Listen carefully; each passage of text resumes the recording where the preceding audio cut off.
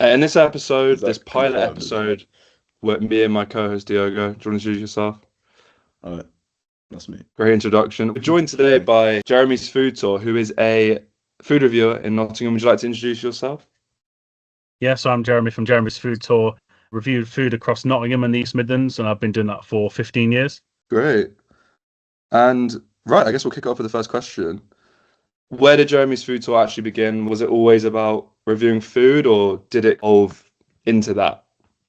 Yeah, so it's evolved into that over time, really. It began off 15 years ago by always taking photos of food when I was going out for meals and sharing it on Facebook.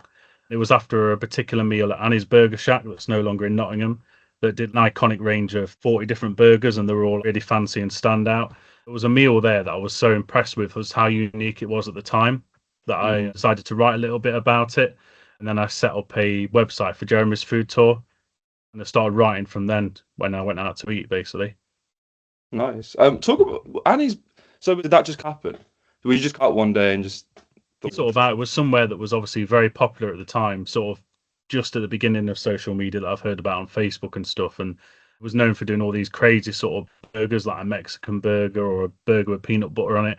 And I just found it so interesting that I wanted to share my thoughts by writing about it, because at the time it wasn't the sort of thing like we have now with TikTok, where people would sort of either live vlog or voice over any sort of experience. So it was the main way of sharing it beyond have you always photos been at into the writing? time. Have you always been into writing and stuff like that? I won't say massively into writing. I'd say it was I'm passionate about the food, and that was the sort of way to do it then.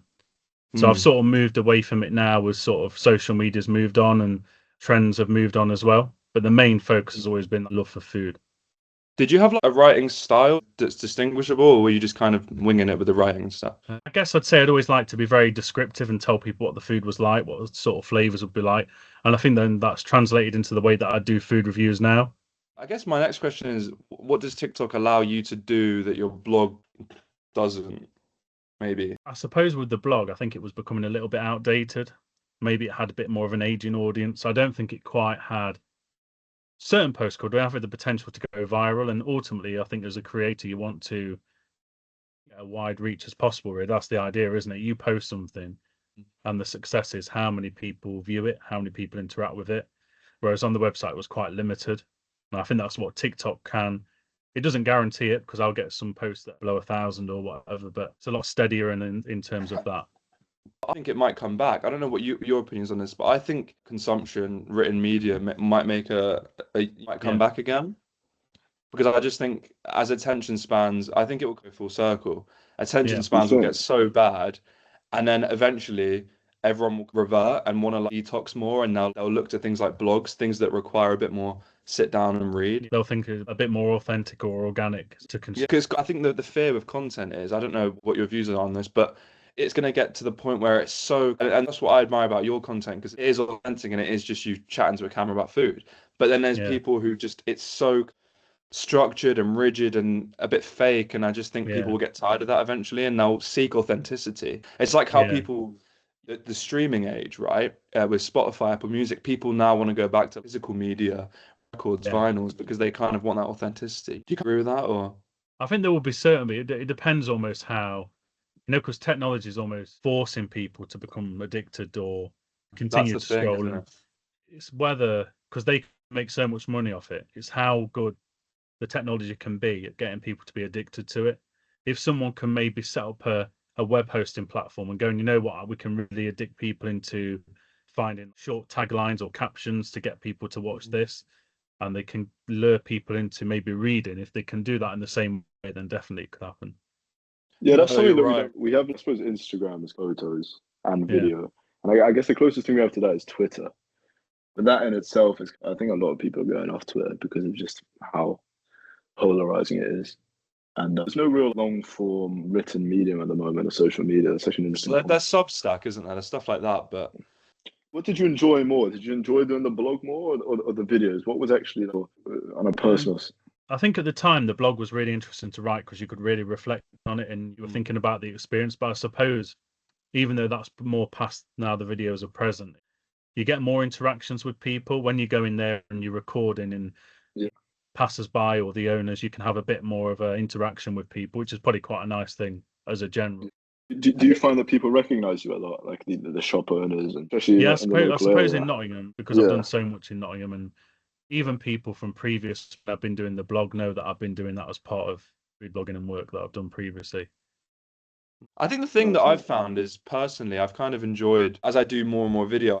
When I do write, I prefer that, and I'm like, this is a bit of a Yeah, break because I feel like I'm constantly performing. I'm on all the time when I'm in front of a camera, and sometimes it's nice to just have that kind of escape where you're just writing and really letting yeah, your thoughts flow. Do you ever get that urge to just there's no pressure to be Jeremy on the camera and yeah. you can just sit in bed and just write? I suppose with writing it, you can make more mistakes, but still put a final product out there that feels safe.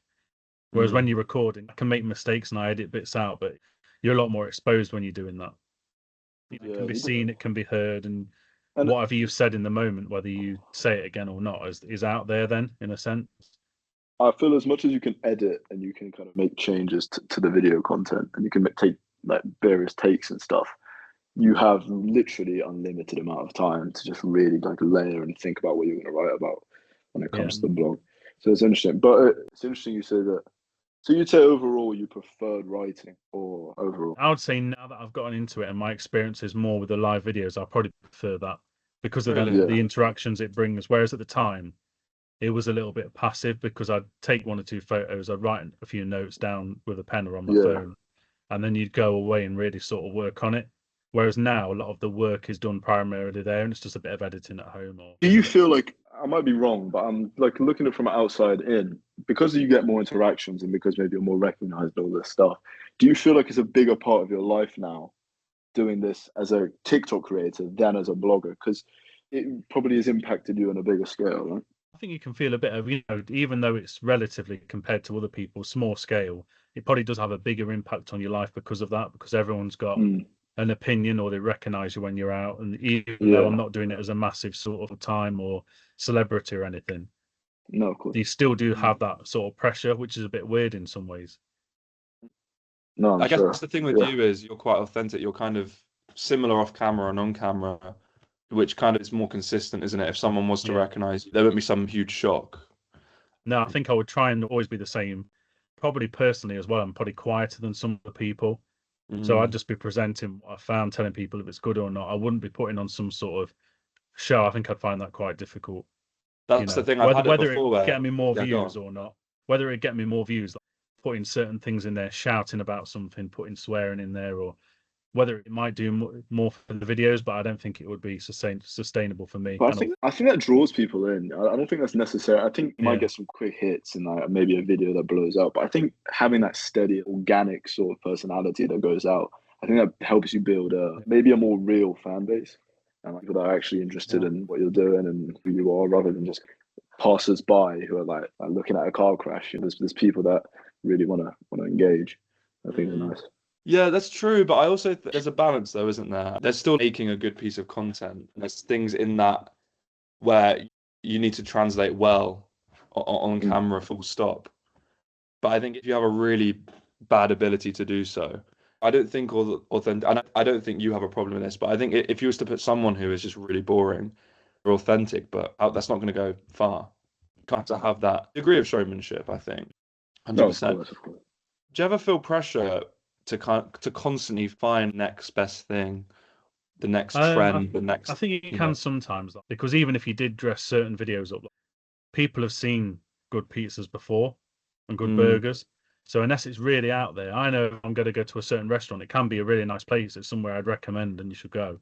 But it's not really going to go viral. I think that's going to be difficult to make that viral. A certain hook because mm. it's very mainstream. That's why when I did the giant breakfast, I thought I know this is going to go viral. It's not. I'm not going to have to do a lot or say, "Wow, this is the biggest breakfast ever." And because it's a bit more out there, people want to see something that new or unusual or just Mm. That over video the was top. awesome, by the way. I Something think over the top. that's another thing I admire about your content is you'll often try and throw something different out there and introduce us to something different. Whereas Yeah, a lot of some other Nottingham food reviewers, it will be like, oh, well, I've seen this kebab pizza before. You've done this 50 times. I've seen that yeah, before. It's like, oh, I've seen this chicken tikka. I've seen this, and it gets a bit. And these people have an audience who keep coming back for more. so they know what works. But I feel like you try and innovate a bit in that. Biggest breakfast, that's a really good idea. That did really well for you. That's really a good idea. And I feel like there's a lack of initiative to do those big set pieces like that. Because they find an audience with like something boring like kebabs and they'll just keep going. Because obviously there is a lot of in that within what I do because it's general content, but you need to find something different as well. If you're a food creator and you just go into a kebab place and this one's 7 out of 10, this one's 8 because it's a bit fresher, they've got a better quality of salad, I don't know, but it can get boring to film as well. So there is a lot in there that I mixed in there for me, but I have to find something. Do you relate a lot with other food creators in the local area? Do you have any relationship or I communication suppose with them? there's certain people online that I would follow and we'd probably comment on each other's stuff, and you would also maybe say, oh, that looks like a good place, or you might think, oh, I won't bother with that one. And certain creators you're probably more similar to, and then other ones that maybe are that different. Do you find that and I guess it is a bit of an oversaturated area, I guess. It's interesting to me how there'll be these people who it will be the same video and there will just be the same audience coming back and back for the same thing. What do you think's that draw? If I make 5 videos about the same kebab pizza from a different place, why are the same people coming back for all 5 videos? What is it, do you think? For a certain audience, that's very easy to consume. It's very easy watching because they know what to expect. Whereas mine probably changes quite a bit because it's different places, very different cuisines. I'll do a takeaway, but I'll do a restaurant that's probably up there as well, and it's very mixed. Whereas I think people like that familiarity with it, and they buy into that. Rather than it being groundbreaking, they sort of find that comfort within the familiarity of it. I think that's what they enjoy. So it's almost like ordering a kebab is that kind of comfort. You'd order a kebab 5 days in a row. It wasn't unhealthy. It's that familiarity. Diogo makes a good point. Probably again, it's quite accessible as well. Fair enough, there are people that would know how unhealthy that is, but it's probably a large percentage of the population that have these takeaways twice a week. Because 30% of the population probably go to many of these places. So it's probably quite a mass audience, even though it's saturated. Whereas if you start to go to some more restaurants, I suppose the audience gets a bit smaller, or the accessibility. If I've gone and spent 70 quid on a meal. That's a good point. Essentially, if you go to like Turkish restaurant, now, I know Turkish is kebab, but if you go to a more like specific Turkish restaurant, it's a bit niche. People can't relate to that, but everyone's had a greasy kebab. You know what I mean? So you can like maybe feel subconsciously more. They're probably compelled to give an opinion on it as well. Oh, this kebab house is better, or I went to that place once and I would. You see a lot of that type of you need to try here because everyone's got something they can connect to with it. Whereas we went to Raki Rakas the other day and it cost us £68 for the platter of 4. It's better quality and I'd recommend to go, but it's probably a bit more, well, have people got the money for that? You've got a smaller audience, or have they got a connection to that? There'd be certainly less people. Can I ask you a question? Put quite a bit of thought into the content. Do you plan things out strategically and think about things in a deeper way, or do you just I want to go to this place and let's just try it out and just willy-nilly? I would try to. Sometimes people reach out and they want content doing, or I see things that look fairly popular and I do it based on that. Other times I would try and think, well, what's not being done? So even if it's maybe not getting a lot of the key search insights on TikTok or anything, maybe, well, has anyone looked at this type of cuisine to spot the gaps? Even though, I don't know, you might say a certain cuisine's not very popular. Has anyone done a video on it? And so then you just sort of thinking outside the box like that. That's the sort of way I would do it. So you say that. Do you think that's contributed to some of the views you've been pulling? And obviously, you're one of the bigger food creators in Nottingham. It's the biggest, aren't you? I say there's people with like larger followings, and I suppose there's people that do. I think there's 2 or 3 I can think of. I know that 1 or 2 of the others do things to do with other different products as well. But I think it certainly helps to be up and amongst that with like the consistency and like the brand that I have with it. Yeah. What do you actually think separates a good food reviewer from just someone who posts a meal online? It's quite a tricky one because I would say, taking myself out, there's somebody that does a similar style to me that is doing very well, and there's someone that does a very different style to me that's doing very well. So I think it's basically what do people want, and some people want that description, that familiarity. Other people want the sort of entertainment in a different way that's a bit louder, that's not as descriptive. So saying successful, because ultimately, is it about how many followers you've got, how many views you've got, possibly? But because I know there are 2 external creators that do it very differently, I think there's different preferences for different people. It's just like Some people would watch football, some people would find it boring. I think you're showing sport, they're showing food, two very different ways, but these two very different people are still successful, if you get what I mean. So I think it's down to your preferences as a person as well. When you say two different ways, what are the two different ways? What are the two people who are So doing there can things be people differently? that are very good at showing the food, but they won't really tell you a lot about the food. They'll say, this is a pizza, I like it, it's quite nice, that's good. And there won't be a lot of description about what's good about it. It might make you want to go and get it, and it might look good. And they might talk it up to be, this is amazing, like, wow, and all that certain key phrases.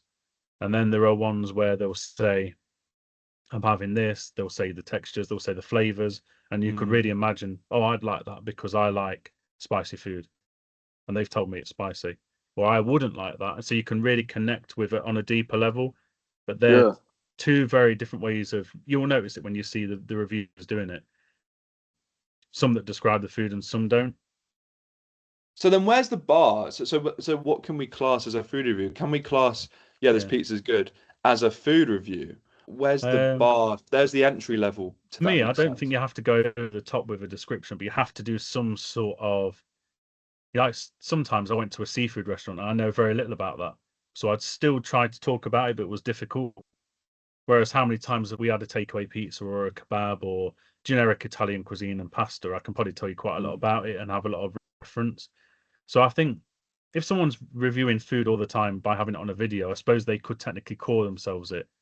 But you would need to be maybe giving people a bit of information about what the product is like on there, what flavors are on there, what is it, why is it good, or why are you saying it's good? I guess that leads on to a point that I would ask any food reviewer. Why are you a voice that I should internalize and think, right, Jeremy thinks this is a good place to go. Jeremy thinks this is good. I should go. Do you think it's just your repertoire and your portfolio of doing it a lot? Is there, or does it go deeper than that? Is it something about your knowledge of food specifically? It's something I would try and do, but I think I'm working on like food knowledge all of the time because there's certain areas that I wouldn't know as well. So it comes with experience. The more you go, when I did the Chinese takeaway tour that I've just stopped doing at the minute, I did over 40 different places. Wow. And what I found out with that, even compared to the pizza or an Indian that I'd probably know fairly well, I could unpick certain things that they're putting in there, ingredients, maybe if it had been double fried, and you could really know every detail about it. I would know all the things we put in it. Do you think there's room then to go really deep and really analyze the generic? You not just say this kebab pizza's all right, but is there an audience for dissecting and breaking down these takeaway foods that we have every day beyond just it's good? As you were saying, has it been double fried? Has it been this? Has it been that? Or I suppose part of the problem with some, especially takeaways, a lot of it is standardized. If you went to a chip shop and you got their battered sausage, or if it was plain, the sausage would probably be from the same people. The kebab meat from a lot of places is very similar. So you might be unpicking a bit of like cooking style or how they would put it with fresh naan bread or something like that. I think you could do, but then again, it comes down to the audience. What's their knowledge of food? Because if you asked someone to have this pizza and explain it, if you weren't used to doing it, you'd probably struggle to unpick it. You would know if you enjoyed it or not. So I think at one point, it depends on that niche versus mass audience. How well could they then analyze the food they're having? If they're unable to do that, probably would add little value to them. If they just sort of think, yeah, that looks like the kind of food I want, that looks like a pizza I've had similar, that looks really nice, might not make a lot of difference. No, 100%. I guess that leads on to a point about authenticity. How much of the food content we're seeing online nowadays is authentic and it isn't just someone being handed a £20 note, give me a good word, mate. How much of it is real? And do you have a good kind of bullshit filter in that you can cry? They're being paid. Yeah, He's not being I think paid. from being a food creator myself, I sort of know the trends and where people are getting invited to and what they're doing. But I think if you're not within that group necessarily, you might not notice it, if you know what I mean. People that charge for a review, people that are doing a promotion. I'm always quite clear that I did one for Caprinos recently and I put ad next to it because that was a paid one and I'm making no thing about it. It's almost like I'm presenting this business and what they do, but it says an advert because then you lose that Caprinos is authenticity. really good though. It was actually, I said to them, I'm going to label it as an advert. Do you want a score or do you want me just to tell you about the flavors? And they said, no, I'm happy with the score. And it was fairly high anyway, but I labeled it as an ad. And I think if you want takeaway pizza, then if you go to a takeaway, that standard of pizza is pretty high, unless you could go to a restaurant. But I think authenticity is very difficult because you see it where people have clearly they've got a relationship with a business, or they've been paid, or they've been invited, and it's very difficult because until even myself, that's why I want to go down the sponsorship route, because they're not then affiliated with the rest of the adverts, but I've gained an income from it, and that allows me then to go and buy that big breakfast without any sort of collaboration or payment or anything like that, and that allows me to be more authentic. But I think that's where creators can struggle because you don't earn a lot from it, Sorry. so it's I, hard I to then suppose be. I suppose if Have I'm you? being 100% transparent though, if I was scrolling for you page and I saw paid partnership, my capacity to want to stay on the video is a bit more Yeah, limited than not, and I think that would apply to everyone, yeah, right? no, that's true. So when you're making those paid partnerships, are you still thinking, right, I'm putting this product out there, this video, and I want people to watch this and actually think, oh, this is my opinion on the food? Or do you know that they're not going to trust it as much Yeah, because it is a paid ad? I think you got to, in the back of your mind, there's going to be that negativity around it. But I don't mind doing that because it shows that there's that balance with the content that I'm doing. If there's somewhere that might be a bit more in a positive way, whereas it's a general opinion. But I think that's maybe important for me for what I want to bring across. But do Yeah, you think it I've got a maybe question. No, if you had something to build on, you can go for that. No, I was just going to say, do you think maybe in a way that takes away from the authenticity in a sense? Because say if you're doing this paid ad, but you're giving these descriptions about the food, but then in another video that's not a paid ad, you're giving these same descriptions. How can I distinguish between what is you being genuine and what isn't, even if it is a paid ad? Does that make sense? Yeah. No, it's very difficult. What I would say is, if it's a paid ad, by putting it, that's the transparency. I could still be saying those things about the food in terms of actually what the flavors are, because what I'll be mindful of, if I felt somewhere really bad, I probably wouldn't want to work with them. You know, if you're Mm. talking like you 4, 5, 6 out of 10 sort of place that I really are bad with a place with a bad reputation, I probably wouldn't want to do a partnership with them.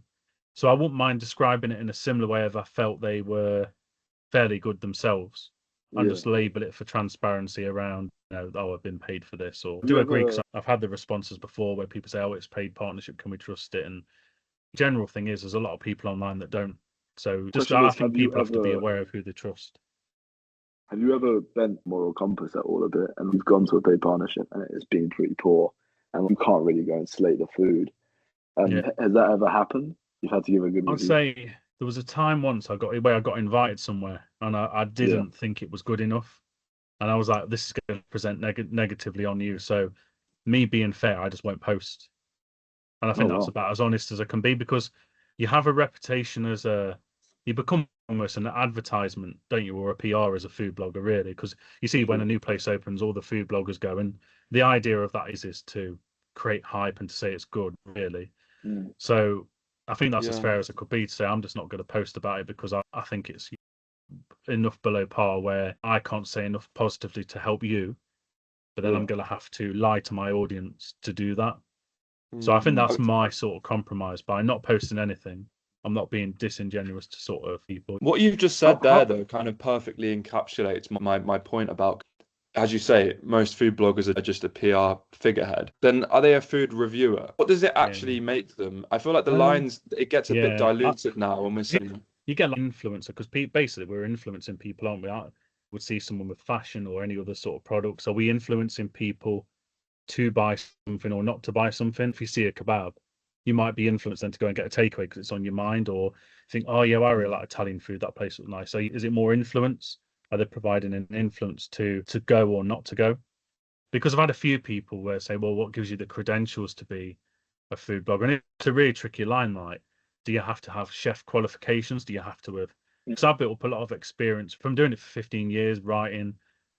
I've done cooking with chefs before. I've got my own business that does the cookies and stuff. I've probably Mm. got some decent credentials in food, but what gives me or anyone else a qualification has been a bit of This debate sometimes. is an interesting thing I was going to ask. Would you consider yourself a professional food critic? It's hard because in a day and age where we live and die off paperwork, GCSEs, Yeah. undergraduates, postgraduates, that's really how I got into that. My main job of teaching and stuff, it's all reliant on what a piece of paper says rather Yeah. than the Your skills and the ability. experience Yeah. I'm bringing and my mindset to be an educator. It's almost, well, what's your degree say and what's your undergraduate say? Or so I think it's Yeah. hard really because I've not got a formal piece of paper that would say I've gained this accreditation. So I think I've got experience to say I'm fairly knowledgeable, but it's a hard thing to quantify what is But a professional. I do think as well, though, the tide is completely turned in terms of experience is now so much more valuable than paperwork in modern day. People don't care about what you get on your degree as much as how many years of experience you've had in working in that field. So do you not think that maybe could translate over to food reviewing? Or do you still think that with that, because it's like a tangible thing, you need credentials? I think it comes down to people's. I think you're right. This is the way it is now. People have got a voice, like within journalism, within music. You, the entry point is a lot lower or easier.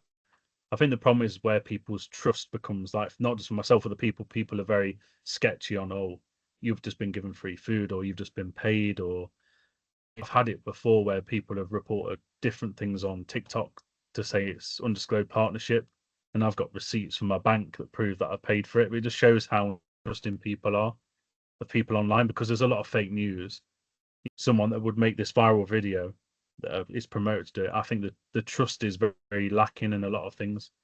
I think though, right, because of the influencer economy has absolutely boomed to the stratosphere, and the Yeah, money that these people, these restaurants, these companies are throwing at us is absolutely ridiculous.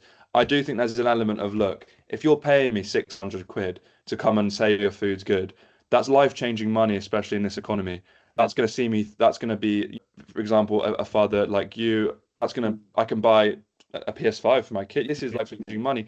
What do I care more about? Providing a great life for my children, or saying that food isn't very good when it is when it isn't? It's that yeah, fine line now within that. No matter how much of I'm a die-hard food critic, I have all these credentials. If you're chucking a grand at me, I'm going to say your yeah. kebab's good or whatever, because that's life-changing money. I think what's really interesting about that, I think truly the only people that can maybe be trusted are people that make so much money from their videos on social media generally that don't need to be invited. So you're talking about like Danny versus Food from Rate My Takeaway and Gary Eats.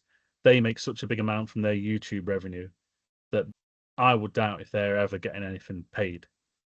And I think you have to get to that level to really, they're ones I would believe personally. And I think a lot of people before, like you said, it's such a big life changing amount of money for a smaller creator that's where you get that authenticity where it's a bit of doubt.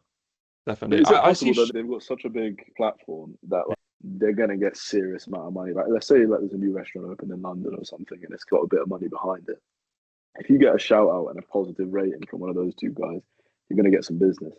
Oh, So do you think definitely. there's a chance? Do you think there's a chance that, let's hope that they're real people and humble and whatnot? But is there a chance that they might succumb to that influence? Do you think? I don't think we could know for sure from it because obviously I bet Mm, they would get offered huge amounts of money for it. mm, I think similar before when it was Rate My Takeaway, I think he got a few sponsors when he did tours of America and did it that way. Because in that way, I've got a brand on my T-shirt that's like, I don't know, a betting company or a restaurant, but then I'm not yeah. reviewing them. I suppose I'm advertising them in a more authentic way because I'm going to advertise McDonald's or whatever, but then I'm reviewing other people in different niches and different areas. So then it's probably less of a conflict. Sometimes I use local people on mine and then I go and promote them because they're a sponsor, whereas that's more of a conflict. No, 100%. I feel like as well, you touched on Gary Eats there. I think I see shades of you and Gary Eats in the opposite way around. He's built a huge audience now. I Yeah. started following him when he was tiny, when he had 10K subscribers, and I Yeah. knew that he was going to blow up just because he's like you, he's just an authentic, nice, sound guy, right? But now he's got this huge audience. I think that if you tapped into that, if you can more longer form stuff, YouTubey stuff, I think that there's still a gap for that because there's no fancy edits with him. It's just him in front of the Yeah. camera with his son reviewing a restaurant, and he, as Yeah. you say, pulls in numbers. He wouldn't suit that short formy attention economy stuff. Do you ever think maybe you might Yeah, drive in because that? mine is towards that side. Obviously, his is very that side. You know, his content is it always is 15 to 20 minutes, whereas mine is longer. It's a minute or two and more descriptive. But I definitely could move into something that way.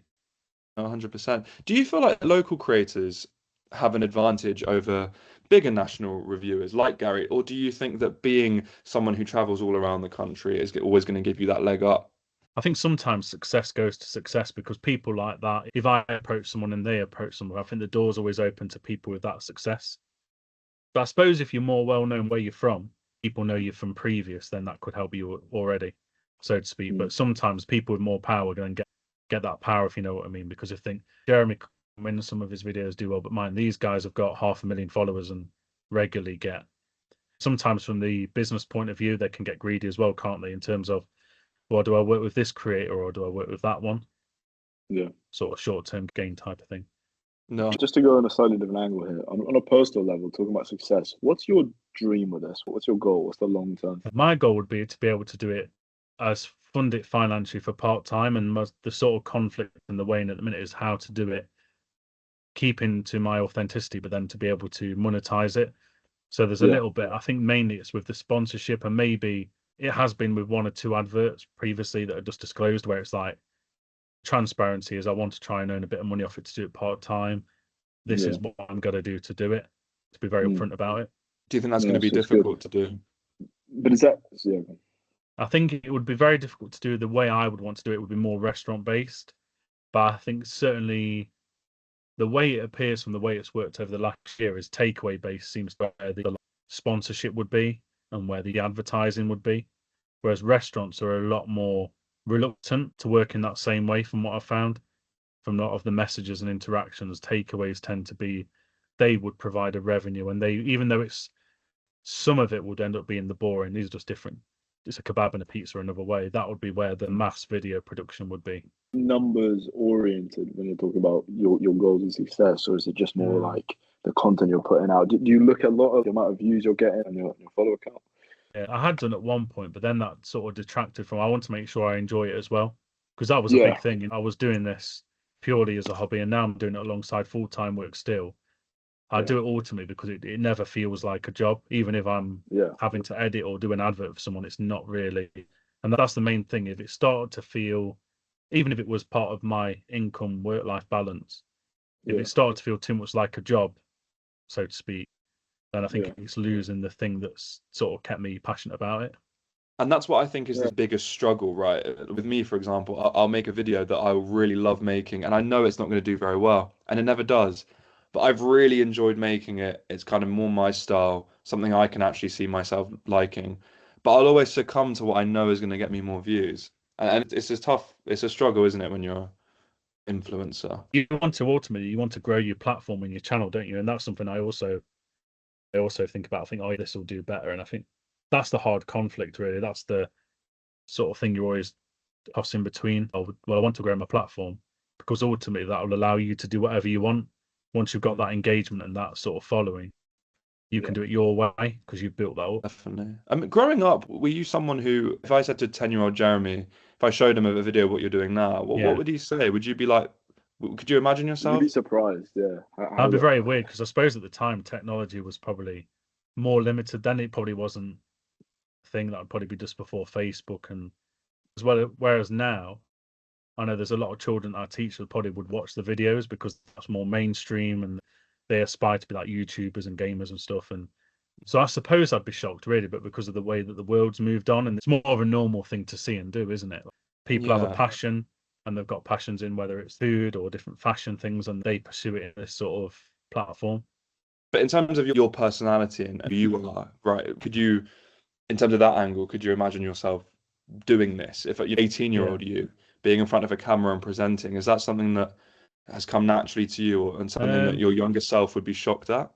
I think in some ways, because I like to be quite like entrepreneur, I like to like business minded, studied business as well at university. I think the surprise would be the confidence to do it and put yourself out there is the sort of stretch. I think that's why I left it till 2 years ago to really go for that, to see how it went and move away from just photos and just a line about it or a blog post. And has food reviewing, has it helped your confidence? I would say definitely in terms of talking in front of a camera, doing it live, talking in front of people. I think it's all the sort of practice of it as well. And these are very valuable skills, aren't they, as well? 99% of the world cannot get in front of a camera and talk to it. That is just something.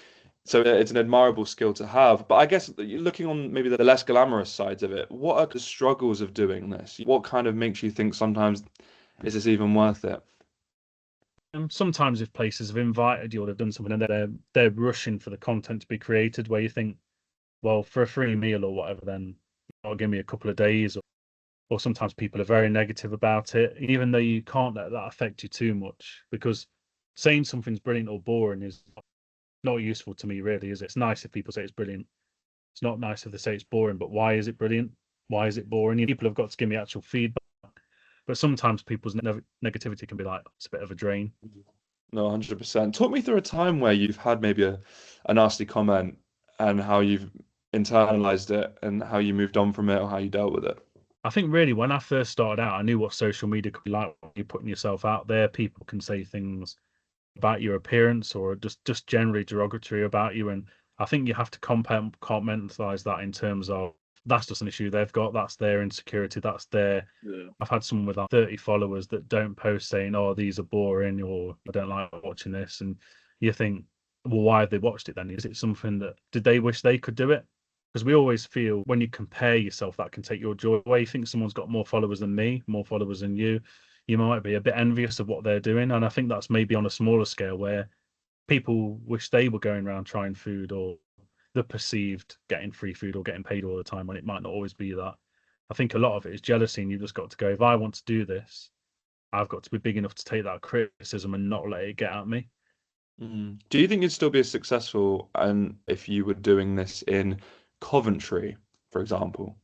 No offense to Coventry, but it's just an example. Yeah. Not Nottingham, This is basically. going to do well in Coventry now, isn't it? I think there are certain areas that lend themselves because of the independent and the diversity of the food.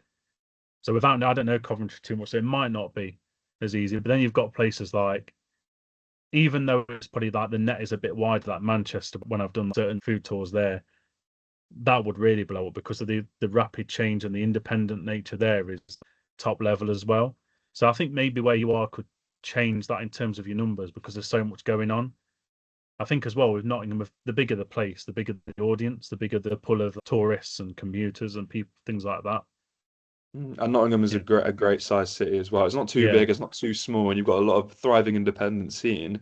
But also, I think we've kind of got lucky in that respect, or you've kind of got lucky because it's growing exponentially, I would say. I haven't been here for that long, but would you say it's growing exponentially? From what I've seen in the past 3 years, it has. Yeah. But And I would say it's starting to tip in favour of, again, of more independence. I suppose you've got a lot of the time of high rent rates and the Vic Centre of just having the same chains and Pizza Expresses, and then one of those started to close down and it became like Messer and Hockley, and a few of the other chains closed down and it's become other independents across the city, which is quite a positive thing really, because it gives people with the actual skills and quality of the food the chance to sort of shine rather than someone with a massive bank balance that's going to put that generic rubbish out basically.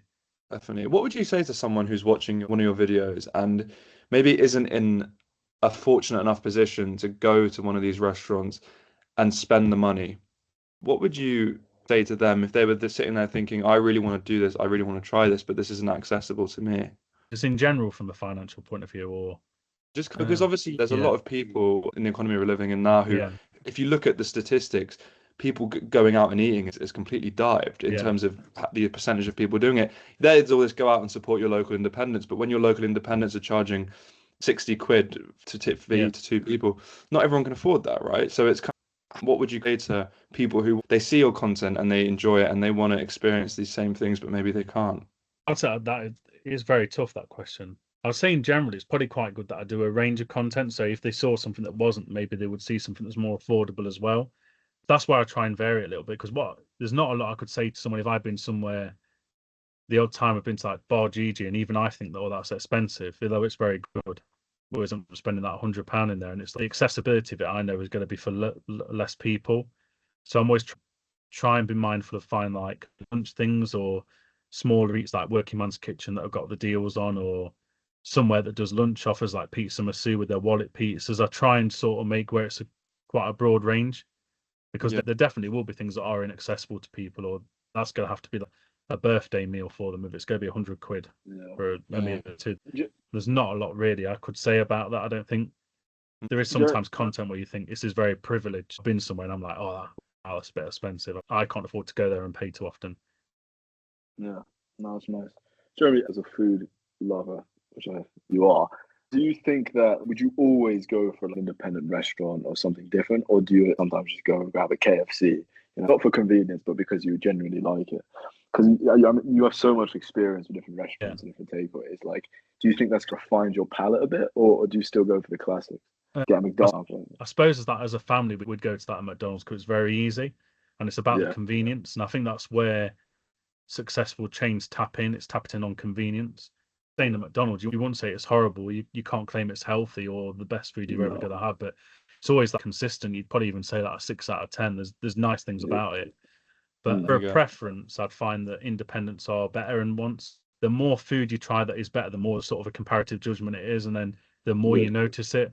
So by going to Working Man's Kitchen and Rudy's and Peter Pizzeria, their standard is getting so much higher that going to somewhere like Aziz's or a Pizza Express, I can see that's it's just a bit too mass produced and you can really tell the difference then. So it does create that conflict because once you've had amazing food or some food that's decent, even if it's just a takeaway and they do some proper kebabs or they do a burger and it's like proper beef that's smashed yeah. It's fresh, hard and to go back. you do have that sort of reference in your mind because where people would comment and say, "Oh, I like this Chinese," and you ask them, well, "Where else have you been?" and they say, "Well, where we've always been." Yeah, But there's no other judgment, and so if it's decent, like if McDonald's is the only burger you've ever had, there's nothing yeah, horrible about it. There's tweaks you could say. It's not overly seasoned. It's a bit dry sometimes. But if you've never had a burger from somewhere else, how do you know?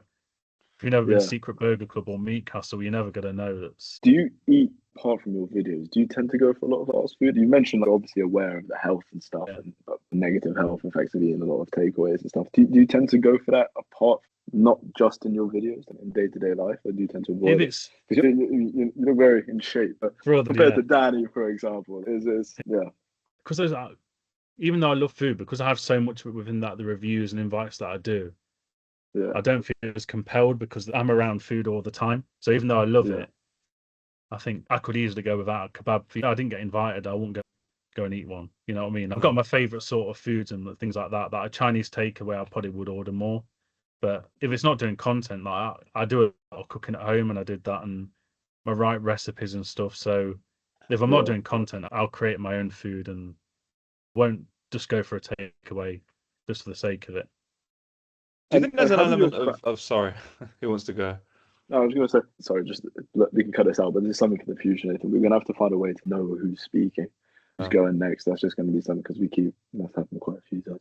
Yeah. How does your mention you're a teacher? Do your pupils, are they aware of your videos and your content, and how do they react to that? I'm not sure Yeah, what they're aware age of you it rate. because of especially the way that TikTok works, or if parents are seeing it because it works by the location. I do a lot locally. They've seen that, Yeah, and then I suppose people will talk and share it, and they'll say, "Oh, I really like this place that you went to," or you see it particularly because I've started to try and engage more with Facebook now. You see where people that names are familiar follow you on Facebook yeah. pages and stuff, and it's Do another the kids reason react why I keep it a positively? certain style as well because of the profession. This style works for me, and it's very Keep it acceptable real, to yeah. do in that sort of job as well. I find that Keep really it PG fascinating and stuff. actually because when I was in primary school, I suppose you teach from what 4 to 11. When I was in primary school, TikTok wasn't a thing. Like when you see your teacher at school and that's it, right? And I Yeah, think I don't know how I would have felt or dealt with scrolling on yeah, TikTok and just seeing my teacher reviewing it. It would yeah, have been a really Scanning over, yeah. overstimulating experience for Mm. me as It was as interesting.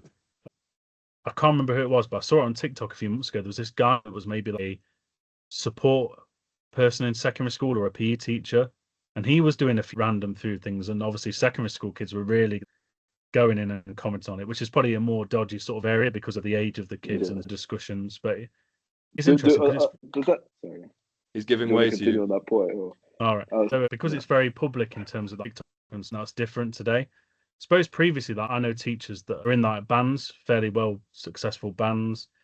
We had the sports coach was that semi-professional footballer. So I suppose it's a bit more highlighted doing what I do because it's on people's phones all the time. Whereas unless yeah. you went to go and watch that football team or certain band, you might not know that teachers are doing that other different things. How do the kids react? Are you kind of a bit of a celebrity on the Yeah. school because they just kind of, oh yeah, that's Mr. Jeremy. Or, No, they do talk about, oh, I've seen you went this one, or oh, did yeah, you do this one down there? You went to one in Sheffield the other day, and yeah. they'll talk about it in general. And I think they enjoy watching it as well. That What seeing do a you teacher think doing about something. children that young being on social media? It's a difficult thing because obviously it wouldn't be what I advise, and it's fair enough. I keep mine safe because I know that, and I think about the language and keep anything political out of it. But they'll be probably seeing other things that aren't that safe as well. It's a tricky thing. So I'll respond to it, but I wouldn't encourage. I just know it's going to happen and that they'll. I think a lot of the time the parents say they'll watch with them, so it's probably a parent's phone. It's probably safer, and it's that. But Yeah. it's a dodgy thing to. I just have had that. I've been there. I won't try and delve into it too much in a sense. No. Do you think with yeah, especially TikTok, you can be exposed to anything, can't you? Because it's not like you never know what's coming next. And no, there's a bit dodgy with kids now. I don't think my kid's getting a phone until he's 20. going back to the whole reviewing food thing, do you think there's an element of lifestyle inflation with maybe getting invited to a really nice restaurant, maybe something you wouldn't be able to afford usually, only for special occasions? Sorry, what was that? I just said, do you think there's maybe an element of lifestyle inflation? You know, maybe you get invited to a really nice restaurant, something you wouldn't be able to afford usually. Do you think there's an element of that you've experienced? I suppose so, because it allows me, like when I think about it, sometimes the amount of invites that I wouldn't be able to afford that in terms of my lifestyle, and that's someone that works a full-time sort of professional job, so to speak. So I suppose it does give you those opportunities where I see it with other people. Sometimes I'll follow creators that do lifestyle blogging, and you think, oh, they've been gifted like £300 or £400 bit of equipment or a holiday, and you think that really does inflate what their lifestyle could look like in a similar sort of way as mine would, with a more niche to the food. Definitely. And do you think there's a shelf life to being a food reviewer? Ooh. It all depends. It's personally, and I've watched podcasts and sort of things. You have to really think, why have I got bored with that, or why don't I watch it? And sometimes it's not to, it's because you get out of a routine. So I'll listen to off-menu podcasts, and it's not that the idea's been done to death. Sometimes I'll just listen to something else, and maybe that will seem new and fresh. And I think that's maybe what's good as about reviewing a range of things. I was only doing the Chinese takeaway tour. That could have an expiry point, but if your brand's more, well, I go to restaurants, I'm in Nottingham and I'm in Derby, I think then you're extending your life as a food blogger in a sense, because the idea would be I'm finding somewhere new that you might be interested in, and that's always going to be why people eat out or order a takeaway. Are they still connecting with me to find, I really want to find a takeaway, or what's that new place like? I think as long as that sort of interest in terms of socializing would continue, I think it can continue as well. No, 100%. And I think you've touched on a good point. I do think there can be inevitably audiences will shift and platforms TikTok could be deleted tomorrow. Is that something you think about? It has been more recently, and that's why I try and make sure I post consistently across Instagram and then Facebook, something I'm trying to grow. Because I think especially it's a bit of a different audience, but then it spreads. If I was only going to be over on TikTok and then it went, am I no longer a food reviewer? But if I'm posting on Facebook every day now, and I'm doing a few YouTube shorts, but not as many and stuff, does that give me a better chance of success? And one last couple questions. If maybe a bit of a deep one, if you were the only human being on Earth and there was no social media, no one around to consume content, would you still make content? Is it in your blood? Would you still write a blog? Would you still do this if there was absolutely no audience? So really interesting question, actually. What I think the way I would do it would change, because it would almost be for my own sort of reflection, almost like a diary. Because the way that I'm doing this is to maybe pursue a passion, because I know people are going to engage with it. So I think I probably still document it, but it might still revert to more photos of it, so I could look back on somewhere where I'd been. Because I think if there was no one to consume it, I think in life you always have to have a purpose, whereas there's a purpose to what I'm doing, whether a video does well or not, whether I'm Nottingham's biggest creator or not. I'm giving myself a purpose by following a passion. With any job like teaching or journalism, you've got a purpose. I think if you take people away, your purpose, the way I'm doing it, wouldn't be there, if you get what I mean. So you've got to have a purpose as well. 100%. I think you've answered that very well. It's a tough question. It's a bit of a deep one. One final one then. If you had to eat one meal you've reviewed for the rest of your life, every single day, you're eating it for breakfast, lunch, and dinner non-stop every day, what are you picking? Take your time, because it's a big one. I wish I knew this was a question. Would have prepared. This is very difficult. Pizza. I think I would still get bored of it. Chinese food is something that I would eat the most. I don't think I would last very long if I was having that for every meal. Probably something more refined, but it'd still be quite rich. So places like Bar Gigi were very good. Sage and Southall, their food was fantastic, because like well-cooked steak. You've still got like vegetables like chogwood, asparagus, and probably things that are very balanced, but still that amazing food. So could steak be an option? good steak would be an option. That would be in there. So maybe that I had at Sage. Similar for places like Peachy, where they do their actual peachy pasta. That's quite a good option. So I think things like that, it'd certainly go towards more of the higher end restaurant. Same with Raymond's in town. They're like small plates. They did a buffalo style chicken and okra fries and things like that. Things that are at the top. And I don't think it would go towards true comfort food if I had to have it every day, if you know what I mean. Tough question. Well, Jeremy, thank you so much for joining us. It's been a very enlightening chat, and wish you all the best. Yeah.